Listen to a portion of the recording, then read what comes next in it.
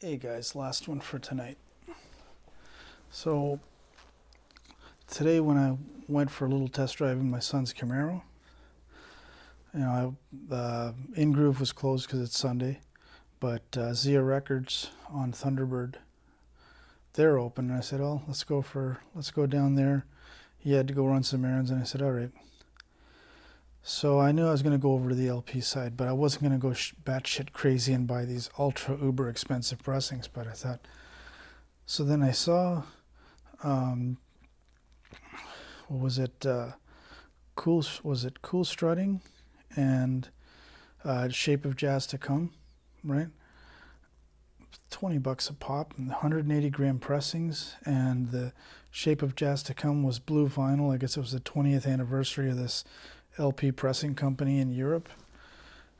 And I said, well, it's $20. And I talked to the guy. He says, yeah, if you don't like it, you can always return it, but you're going to lose a little bit. That's fine. So I brought them home today, fired them up, and I said, well, let me compare this to the Amazon HD stream. And holy shit, the Shape of Jazz to Come Ornette Coleman was better on the LP than it was played with the blue sound going through the PS audio DAC. I would have figured it would have been the same, but then when I went to Cool Strutting, that one, I couldn't hear the difference between the blue sound node going through the PS audio DAC and the vinyl playback itself. What was it? And again, it was very easy to do the A/B. I just volume adjust the two to my ears. I don't use fucking meters and bullshit. I can tell right away. And the LP was a lot more clear, a lot more open, better top end response without being shrill or fatiguing or anything. But then when I played the Cool Strutting, and it was like identical. I said, shit.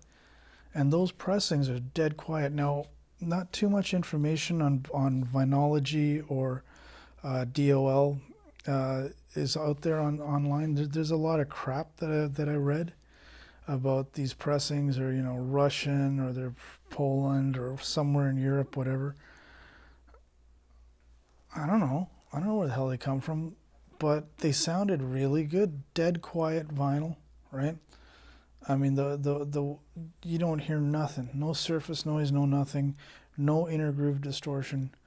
So they obviously know what they're doing when it comes to pressing LPs. And again, when I was a kid, everybody wanted European import pressings, either from England or from Germany or Japanese pressings, right? And a lot of U.S. pressing, because the Canadian pressings were shit. In my honest opinion, they were all shit. So yeah, I brought them home. I played them. Fuck, okay. Now I did a little more research, and there was one gentleman on one of the forums, and he said, well, back in the day, companies like Philips, BMG, and all them, they had quote unquote digital masters that they would run the cassette copies, CD copies, or off of, and a lot of these were pristine, production run tapes, basically based from the actual studio master tapes, so maybe one generation away.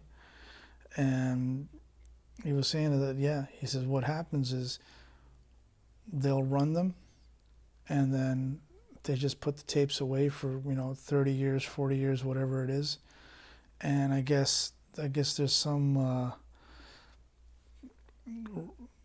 after 50 years they can do whatever the hell they want with these tapes, and that's when these companies got a hold of them, and they said, let's start making some money off of this.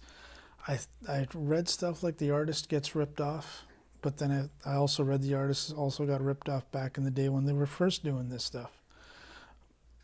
And so yeah, I played them back today and was very impressed. So you can get them for like $20 a pop.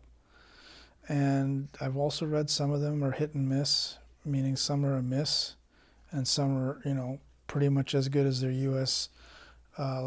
Latest pressing counterpart. So Yeah, this is a quick little video. I just wanted to put that out there that if you see any DOL or Vinylogy pressings out there for $20, what do you got to lose? Talk to the record store owner, or if you buy them online, make sure that you can maybe not get a full refund, because once you've opened it, it's lost value, right? And if they do allow you to return the LP, so long as they're not damaged, you got nothing to lose. But for $20, I was very, very impressed with these pressings. So there we go, guys. Again, have a good rest of your week, and thanks again for watching, and like and subscribe. And if I'm full of shit, put it in the comments. Take care, guys.